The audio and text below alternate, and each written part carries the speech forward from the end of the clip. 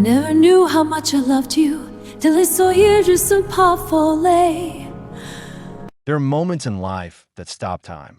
Not the big, loud, cinematic kind of moments you see in movies. Not explosions. Not chases. Not courtroom outbursts. The moments that actually stop time are quiet. They're a woman standing at a microphone, in a room full of people who wronged her, taking one slow breath before she begins to sing. That is the kind of moment this story is about. And before this video is over, you're going to understand exactly why that one breath, that one song, and that one woman changed everything for everyone in that room, and for thousands of people who would later watch on a phone screen in the middle of the night, weeping for a woman they had never met, feeling something they could not quite name but recognize deep in their bones.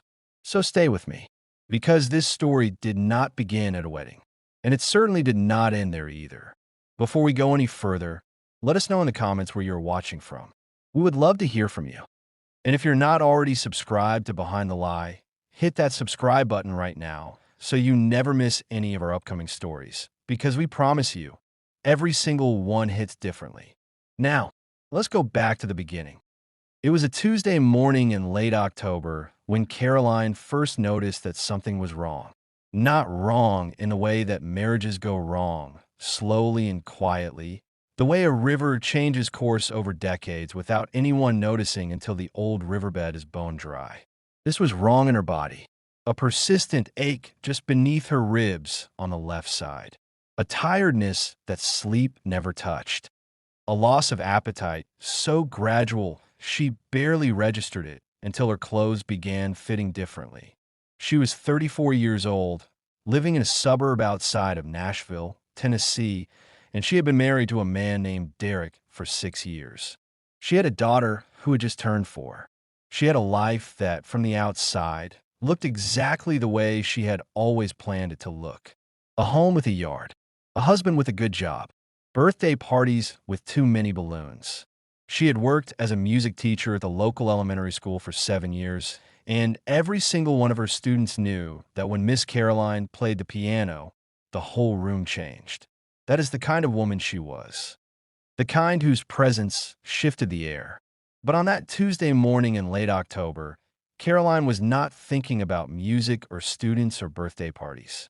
She was sitting in a doctor's office, listening to words that people spend their whole lives hoping they will never have to hear. Stage 3 breast cancer.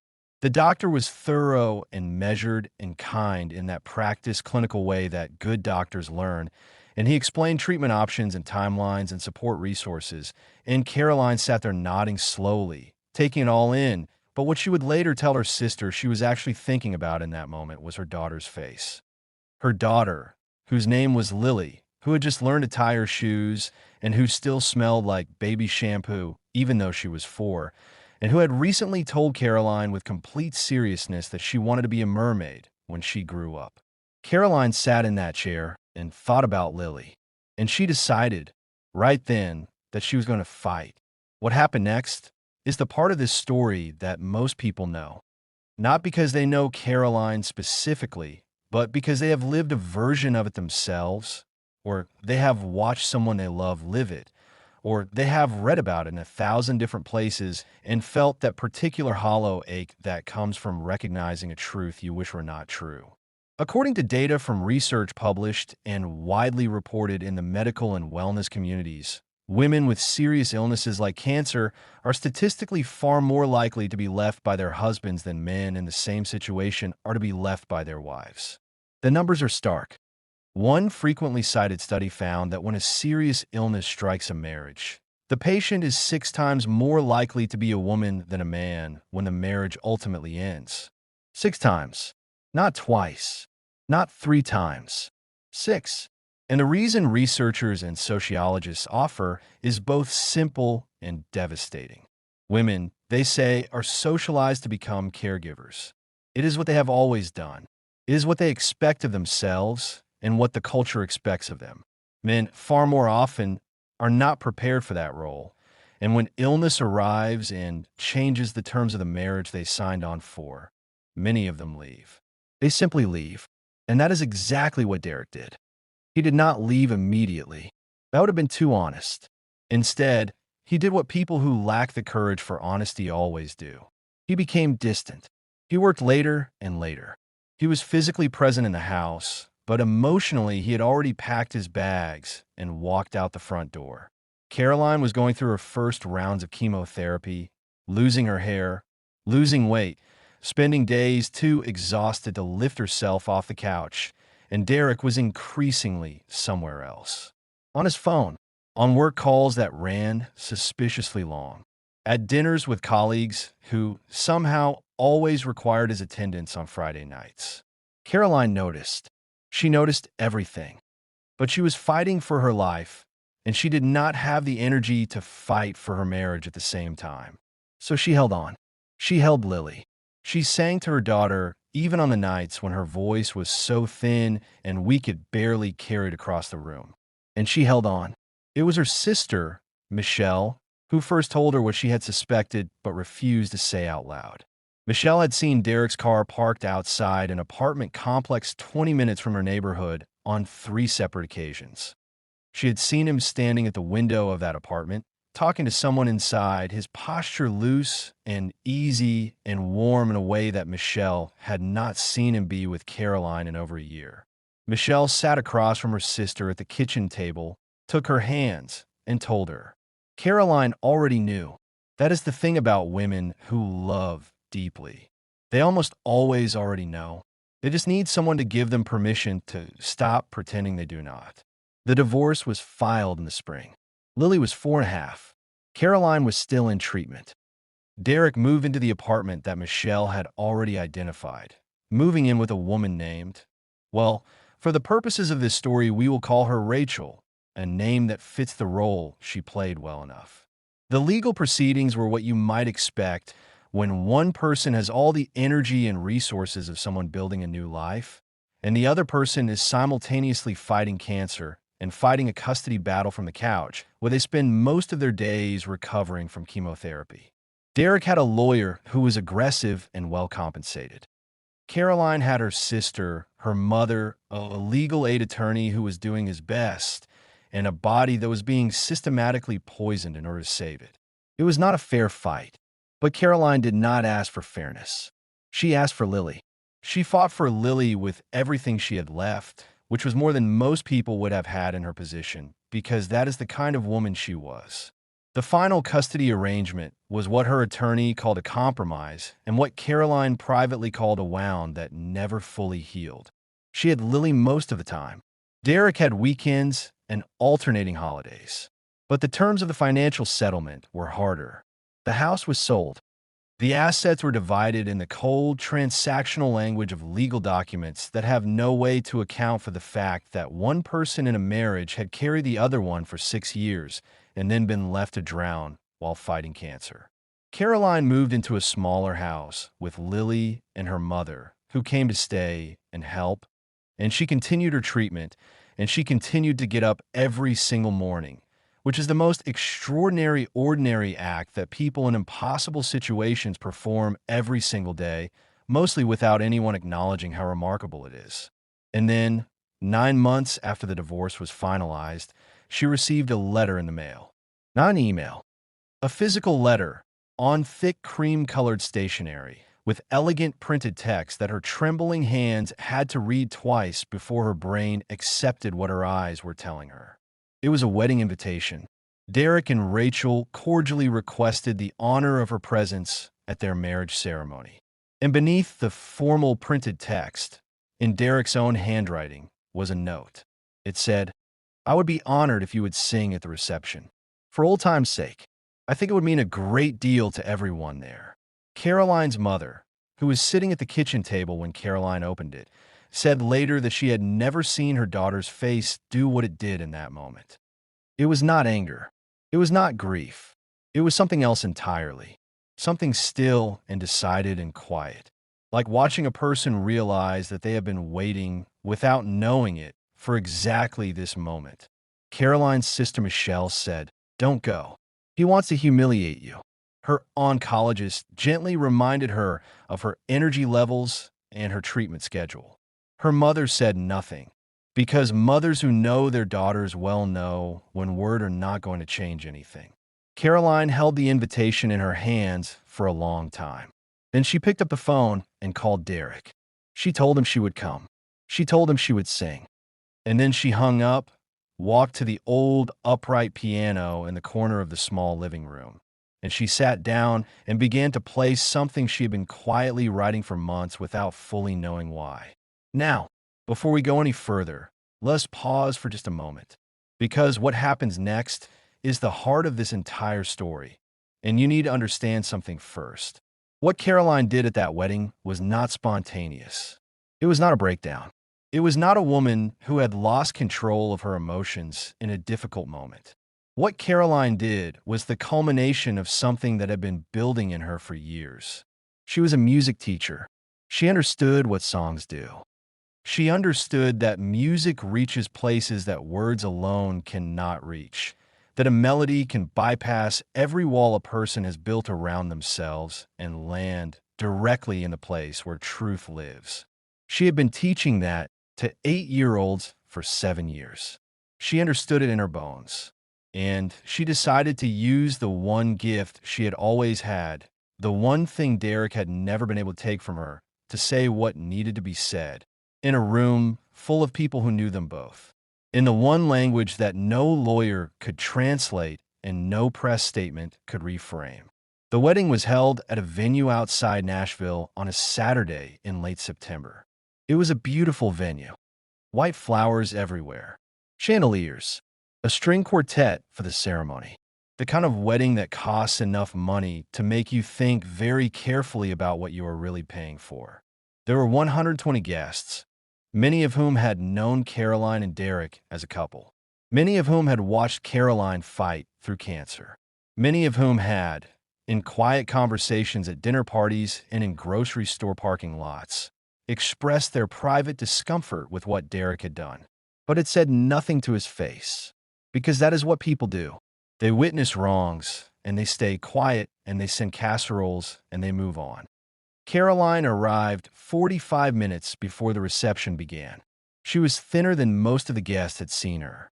Her head was wrapped in a beautiful pale pink scarf, and she wore a white blouse and dark trousers and small pearl earrings. And she walked through that venue like she had every right in the world to be there, which she did. Because she did. She had been invited by the man himself, because he had wanted to prove something. He had thought, and this is the part that tells you everything you need to know about who Derek is, that having his sick ex-wife perform at his wedding would be a kind of spectacle, a display of his magnanimity. Look at how evolved I am. Look at how there are no hard feelings. Look at how she is here, singing for us, proof that I have one and she has accepted it. That was the story he had written in his head. He had not considered the possibility that she might have written a different one. Derek introduced Caroline to the room with the particular warmth of a man performing generosity he does not genuinely feel. He took the microphone and told his guests what a beautiful gesture it was, how grateful he was, and how special this moment was going to be. He smiled at Rachel, who smiled back with the tight composure of a woman trying very hard not to look like she was second-guessing a decision.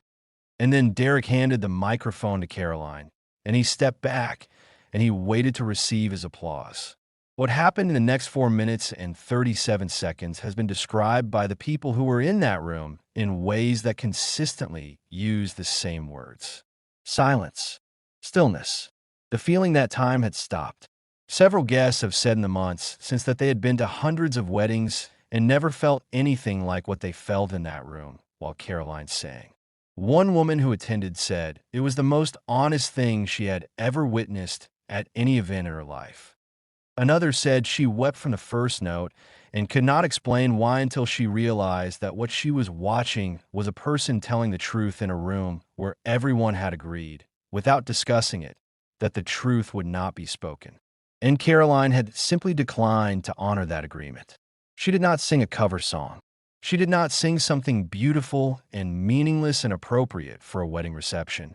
She sang something she had written herself at that old, upright piano in the corner of her small living room. in the months between her diagnosis worsening and the day that invitation arrived in her mailbox. The song told their story, not in the way that angry people tell stories, with bitterness sharpened into weapons, in the way that true artists tell stories, with clarity and honesty and a willingness to let the facts carry the weight without needing to editorialize. She sang about the night they met, which was a detail so specific and warm that several of their mutual friends began crying immediately. She sang about their wedding, their early years, the happiness that had been genuinely real before it was genuinely destroyed. And then she sang about the phone calls that ran too long, the absences that could not be explained. The morning she sat in a doctor's office and received news that should have broken her, and came home to a husband who asked her how long treatment was expected to take because he had a conference in March he did not want to miss. She sang about Lily. She sang about sitting in a hospital chair getting chemotherapy while Derek was 20 minutes away in an apartment he would eventually move into. And she sang about what it means to be a woman who is left when she is sick in a culture that tells her she should have seen it coming, that she should have been less difficult, that illness is a burden a man should not be expected to carry. And in her final verse, she looked out at the room, not at Derek, not at Rachel, at the room, at the 120 people who had witnessed their marriage and their divorce and her illness, and said nothing. And she sang something that no one present has been able to fully quote afterward without their voice breaking. She sang about her daughter, about Lily, about the letter that was sealed in an envelope at home, to be opened on Lily's 18th birthday. The letter in which Caroline had written the whole truth so that her daughter would always know exactly who her mother had been and what her mother had done and what had been done to her, in language that was honest and loving and unashamed. She finished the song. She lowered the microphone. She said it carefully on the nearest table. She looked at no one in particular. She said, quietly and clearly, "Thank you for having me." And she walked out. The room was completely silent for almost 10 seconds after she left. And then someone began to clap. And then someone else. And by the time 15 seconds had passed, the entire room was on its feet. Except for Derek.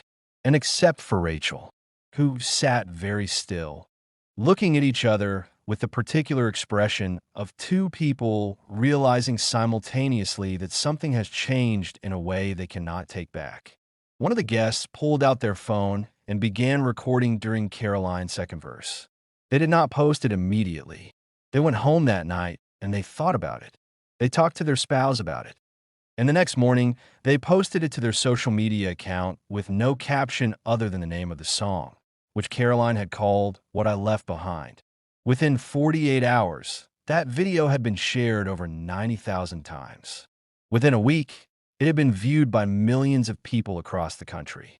Women between the ages of 40 and 65 were the primary sharers. They shared it in Facebook groups and WhatsApp threads and via text message to their closest friends.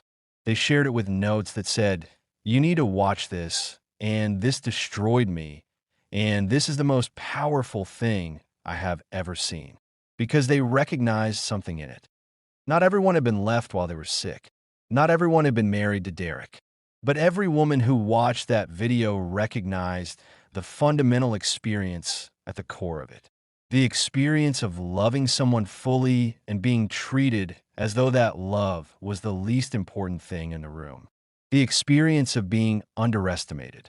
The experience of being expected to be quiet and gracious and appropriate in circumstances that were none of those things. And the experience of finding somewhere deep inside themselves a place that no amount of illness or betrayal or legal proceedings had managed to reach, and doing something from that place that the people who underestimated them never saw coming. The video reached a journalist at a Nashville area publication within 5 days. She reached out to Caroline through a mutual contact. Caroline agreed to speak on condition that the story be told accurately and that Lily not be named or photographed. The resulting article was shared even more widely than the video had been. In it, Caroline spoke with the same measured clarity that she had brought to the song. She did not describe Derek as a monster. She said, And this is the part that people keep quoting. I think he's a person who was afraid of something hard, and he chose to leave instead of staying. I understand the impulse. I just could not afford it. I had a daughter to raise and a life to fight for. So I fought. She was asked about the song. She said she had not written it as revenge. She said she had written it because she was a music teacher and she believed in the power of honest stories, and she had a story that needed telling, and she had been given a room and a microphone and an audience by the very person who had made the story necessary. She said, I figured I might as well use it. What happened to Derek in the weeks following the video is a story of consequences arriving in the quiet, relentless way that consequences tend to arrive for people who believe they had successfully outrun them. His employer, a mid-sized healthcare consulting firm that marketed itself heavily on values of integrity and compassion, received multiple messages from clients and colleagues who had seen the video. The firm did not fire him, but they reassigned him to a role with significantly less client contact, which in that industry means significantly less influence and significantly less trajectory. His professional network, which had been carefully cultivated over years, grew noticeably quieter. Invitations to industry events came less frequently. Introductions that might previously have been made were not made. None of this happened loudly. There was no public confrontation. But anyone who has worked long enough in a professional environment knows that reputation is not lost in a single dramatic moment. It erodes, quietly, steadily, until one day you look around and realize that the room that used to fill when you walked in now empties. Rachel's family, who had never been entirely comfortable with the circumstances of the relationship, now had something concrete to point to. The dynamics within that new marriage, which had already been complicated by the fact that it had begun as an affair, became more complicated still. Rachel had believed Derek's version of the story about Caroline. The version in which Caroline was difficult and the marriage had been broken long before the affair, and the illness was an unfortunate coincidence of timing. After watching that video, with 4 minutes and 37 seconds of quietly devastating evidence to the contrary, she had more questions than answers. Whether those questions were asked or answered within that marriage is something only Derek and Rachel know. What is known is that mutual friends of the couple reported a significant change in the atmosphere of their relationship in the months following the wedding. But the most extraordinary part of this story is not what happened to Derek. The most extraordinary part is what happened to Caroline. The video had made her visible in a way that her illness had never managed to make her invisible. She was contacted by a songwriter in Nashville who had seen the video and wanted to know if Caroline had written other music. She had. She had been writing music quietly for years, between lesson plans and chemotherapy appointments and bedtime stories and legal filings, in the small hours of the morning when the house was quiet and her daughter was asleep and her mother was in the next room and the whole world was still. She had a collection of songs that no one had ever heard except the walls of that small living room and the old upright piano in the corner. The songwriter listened to recordings she sent. He called her back within a day. He said words that Caroline had not heard directed at her music since she was 22 years old, and standing on the edge of a life she had chosen not to pursue because she had chosen love instead. He said, "This is extraordinary. You need to record this." Caroline's oncologist had told her, after the wedding, that something had shifted in her energy levels that he could not fully explain medically, but that he had seen before in patients who had found something worth fighting toward. Her scans in the following months showed something that her care team described carefully and without overstatement as encouraging. Not a miracle. Medicine does not deal in miracles and honest doctors do not promise them, but encouraging, a reason to continue fighting, as if Caroline had ever needed an additional reason beyond Lily's face. She began recording in a small studio in East Nashville in the early months of the following year, working with the songwriter who had reached out to her, fitting sessions around her treatment schedule and Lily's school pickup, and the 1,000 small logistical demands of being a single mother who is also fighting cancer. The first song they completed was What I Left Behind, the song she had sung at the wedding. Hearing it properly produced, with full instrumentation and the weight of a real recording behind her voice, Caroline said later, was the first time since her diagnosis that she felt entirely like herself. The song was released independently, with no label and no marketing budget and no publicist, just a posting on the streaming platforms and a note on social media that said simply, "This is the song I sang. This is the whole story. I hope it finds whoever needs it." Within the first month, it had been streamed over 400,000 times. The comments that accumulated beneath it read like a collective confession from women who had been holding something in for years. Women who had been left when they were sick. Women who had given everything to marriages that dissolved the moment the terms became inconvenient for their husbands. Women who had been told to be gracious and appropriate and quiet when they were in extraordinary pain. They had found, in Caroline's 4 minutes and 37 seconds, permission to say what they had never been allowed to say.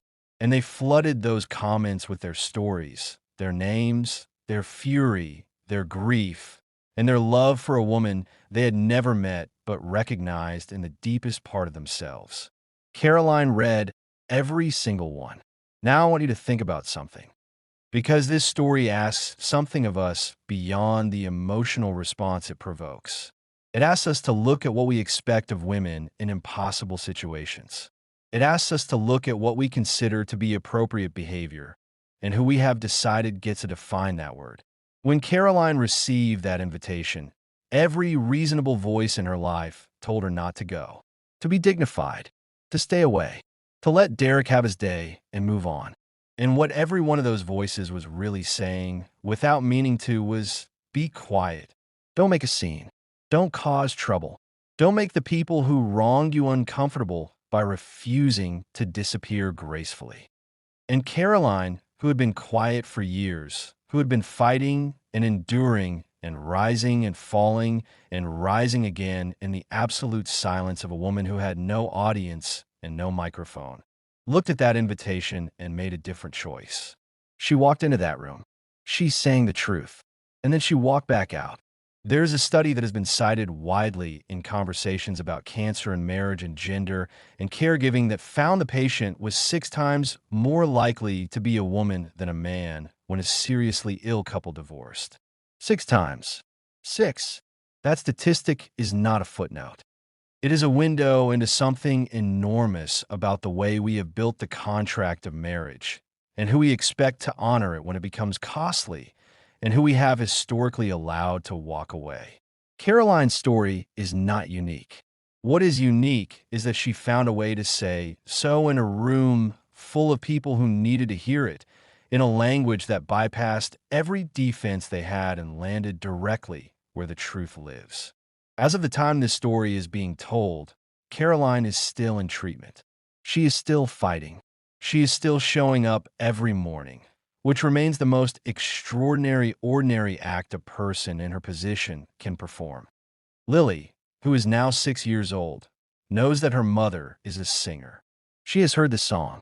She did not understand all of it, but she understood enough to tell her mother, in the particular wisdom that 6-year-olds sometimes produce that makes adults catch their breath, that it was the most beautiful thing she had ever heard, and that when she grew up, she still wanted to be a mermaid.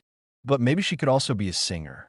Like her mom, Caroline laughed for what her sister Michelle described as the first fully released, unguarded, completely real laugh she had heard from her in 3 years. And Michelle said she stood in the doorway of that small living room and watched her sister laugh.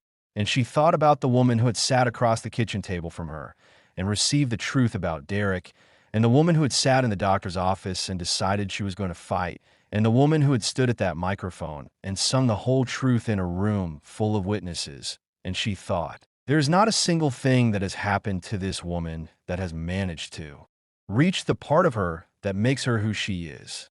Not cancer, not the divorce, not the custody battle, not the calculated cruelty of that invitation. None of it reached the thing that is most essentially Caroline. And Michelle decided that is the definition of dignity.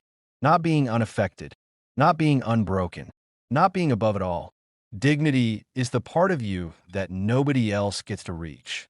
No matter what they do, no matter what they take, no matter who leaves, that part stays yours. So here's the question I want to leave you with today. Because every story on this channel ends with a question, because every story worth telling deserves to be sat with rather than simply consumed. And the question is this. Think about the people in your life who have wronged you in ways you were expected to absorb quietly, in ways the world told you to let go and move on without making anyone uncomfortable. And ask yourself, do you have a song? Not necessarily a literal one, a truth, a version of events that has never been spoken aloud in the room where it most needs to be heard. Because Caroline teaches us that the moment will come. The invitation will arrive. And the only question worth asking when it does is whether you are ready to walk in and say what is true and then walk back out. With your head up, with your voice steady, and with a little girl at home who is watching to see what you do. Was Caroline right to use that moment the way she did? Was it brave? Or was it calculated? Or was it both? And does the answer to that question change how you feel about the outcome? Tell me in the comments. I read every single one.